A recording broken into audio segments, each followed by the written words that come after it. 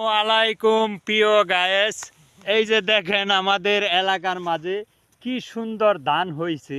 কত পরিশ্রমের করার পরে এমন সুন্দর সফল তারা চোখে দেখতে পারছে। কতটুক যে পরিশ্রম করে এই ফসল। আমরা ঢাকা থাইকা হয়তো অনেকে ঢাকা শহরে থাকে, দেশ বিদেশে খুব পয়সা কামা যারা আরামে কিনা খায়, কিন্তু কতটুক যে কষ্টর পরে এই ফসলটার মুখ দেখাটা আপনাদেরকে কি বলবো। এই যে দেখেন কিছু কিছু ফসল করতে যায়া ফসল মাইরেও খায়, আর কত যে পরিশ্রম করে ফসল করতে যায়া।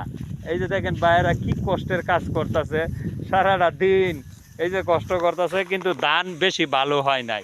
তবুও কি আশা আছে, সবসময় কইরা যা। কি ভাই, আপনাদের ধান ভালো হয়েছে? তবুও আল্লাহর কাছে শুক্রিয়া, যেমনই হয়েছে তারা অনেক শুক্রিয়া। এই যে কত মানুষ দেখেন, এটি সব আমার ক্ষেত, সবাই কাজ করে, কামলা আনছি। তোমরা কি নাস্তা পানি খাইবা? এই ক্ষেত গুলা আমার, এই সবাইকে রাখছি কাজ কামে। এই যে আমার ছোট ভাই কাজ কাম করতেছে। ভাই চালু করো। হ্যাঁ, নাস্তা পানি খাইবা এখন না আরো পরে খাইবা? আচ্ছা, খুব কাজের লোক এরা। একটা কাজটারে বহুত বিশাল মনে করে, খাবারটা পরে, আগে কাজটা শেষ করি। এই হলো আমার গ্রামের মানুষের পরিচয় এবং সৌন্দর্য চলার গতি। দেখেন কি সুন্দর ক্ষেত কাটতেছে, উপরে রোদ, ঠাডা ভরা রোদ, তবুও কি পরিশ্রম করি আমরা এই ক্ষেতের কাজ করতে আয়া।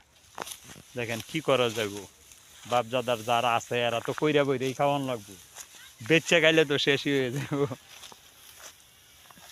এই হলো আমাদের এলাকার সৌন্দর্য, ধান কাটার দৃশ্য।